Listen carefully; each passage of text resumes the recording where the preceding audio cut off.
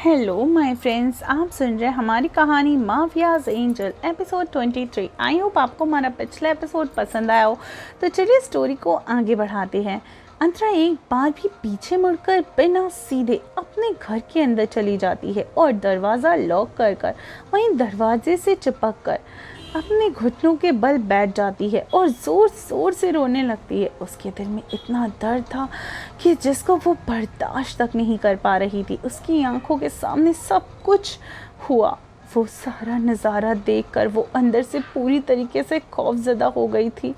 उसके साथ जो हो रहा था वो चुपचाप सह रही थी, पर उसकी वजह से किसी को तकलीफ़ हो वो ये नहीं देख सकती थी।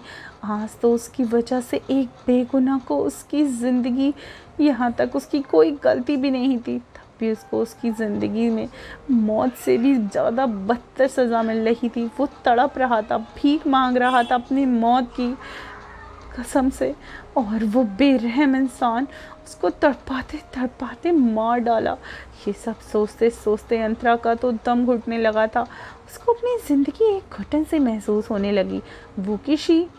वो किसी भी लायक नहीं थी, ना अपनी मम्मा के इलाज करवा रही थी और ना ही वो अपने भाई को ठीक से स्टडी करवा पा रही थी, और ख़ुद को बेच भी चुकी थी।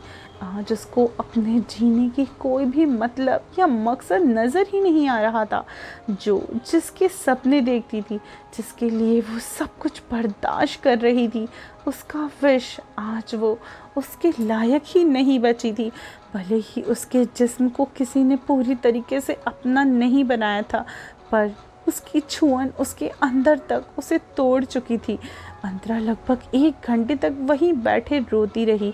उसका दर्द इतना गहरा हो गया जिसको किसी में भी बयान नहीं कर सकती थी। वो उसका भाई इस वक्त सो रहा था और इसलिए वो सारी बातों से अनजान भी थी, और उसका भाई भी इन सारी बातों से अनजान था।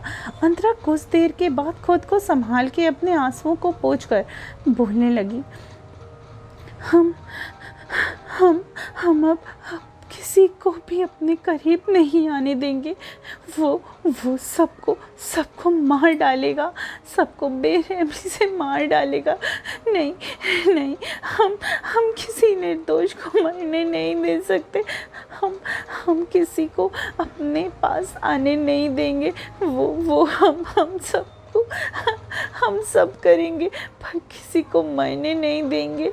ये सोचते ही अंतरा अपनी जगह से सीधी खड़ी होती है और अपने रूम में चली जाती है जहाँ उसका भाई सो रहा था। वो उसको एक नजर ये सोचते ही अंतरा अपनी जगह से बिल्कुल सीधे खड़ी हो जाती है और अपने रूम में चली जाती है जहाँ उसका भाई सो रहा था। वो उसको एक नज़र देखकर सीधा बाथरूम में चली गई और फ्रेश होकर खुद को अंदर से कुछ फैसले लेकर अपने भाई को अपनी बाहों में पकड़कर सो गई। नेक्स्ट डे मॉर्निंग आज अंतरा को उठने में लेट हो गया था।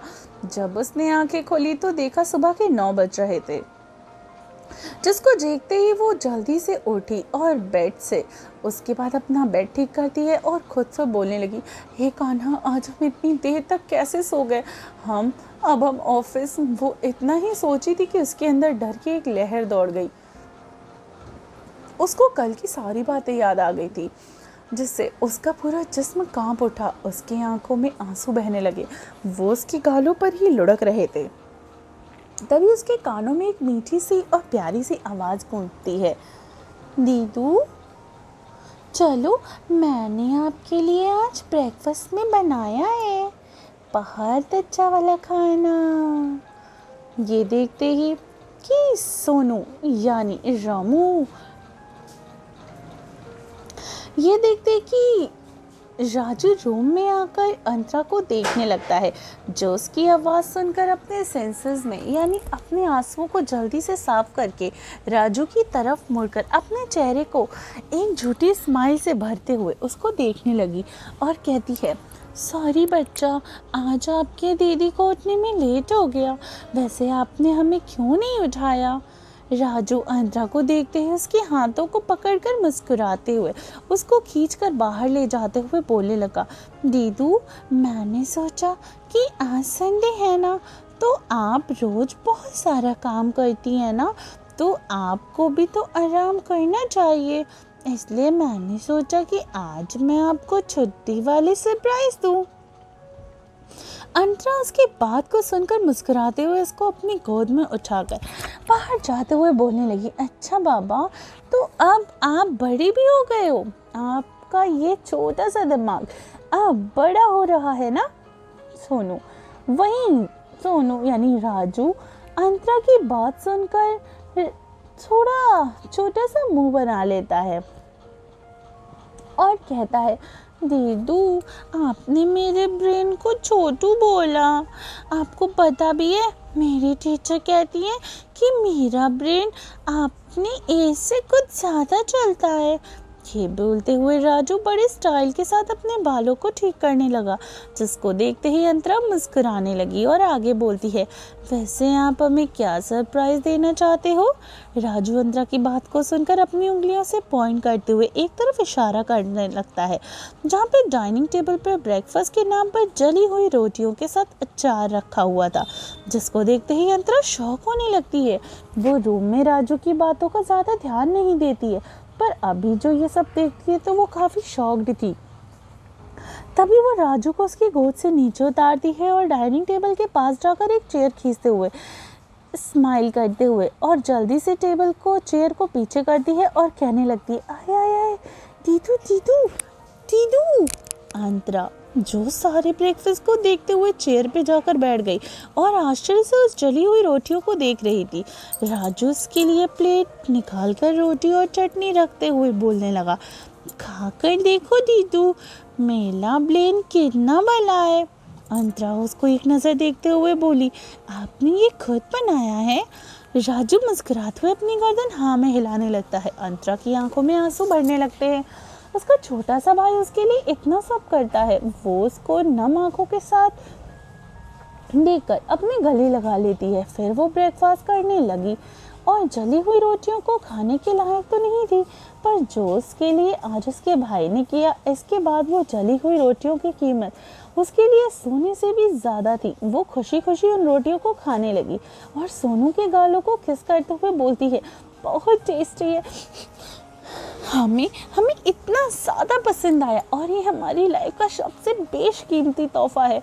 इतना बोलते हुए वो राजू को फिर से गले लगाती है। कुछ ही देर के बाद अंतरा वो मुश्किल से ही 2 रोटियां खा पाती है और उसके बाद वो दोनों बनाए हुए खाने को वो जैसे ही सोनू कहता है मैं खाऊंगा, तब तक वो कहती है नहीं, मैं अपने भाई के लिए रोटियां खुद बनाऊंगी। वैसे भी आज अंतरा की छुट्टी थी और घर का सामान भी खत्म हो चुका था, जिसको लाने के लिए अंतरा फ्रेश होकर सोनू के साथ मार्केट चली जाती है और कुछ राशन का सामान लेने के बाद वह रास्ते में चल रहे तभी वहाँ पर एक बड़ा और बहुत खूबसूरत सा मॉल दिख रहा था, जिसके बाहर लिखा हुआ था ओबरॉय मॉल।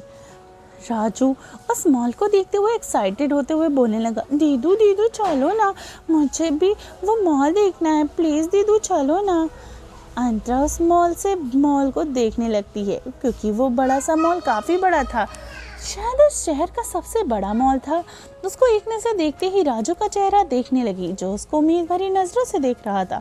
वो मुस्कुराते हुए अपना सर हाँ में हिलाकर सोनू के साथ अंदर चली जाती है। वो चारों तरफ घूर रहा था और 40वें मंजिल पर था।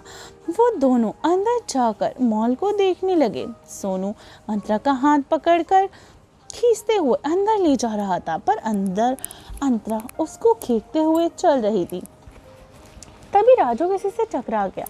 वो अपने माथे पे हाथ फेरते हुए सामने देखने लगा, जहाँ एक हट्टा कट्टा आदमी ब्लैक कपड़ों पहने खड़ा हुआ था। उसको देख के पता चल रहा था वो एक गार्ड है। अंतरा उस गार्ड को देखते ही पहचान गई और उसके सिर पर फिर से टेंशन के भाव नजर आने लगे। ये वही गार्ड था जिससे उसके सर पे एक गन रखी थी। ये वही यानी विश की मम्मा कावेरी ओबरॉय का ही गार्ड था। आखिर क्या कावेरी अंतरा को पहचान जाएगी कि वही उसकी एंजल है, वही उसके विश की एंजल है? आखिर क्या होगा स्टोरी में आगे? क्या वो गार्ड उस बच्चे को फिर से कुछ कहेगा? क्या टाइम पे कावेरी आके उस बच्चे को बचा लेगी? स्टोरी में आगे जानने के लिए स्टोरी में बने रहिए और सुनते रहिए।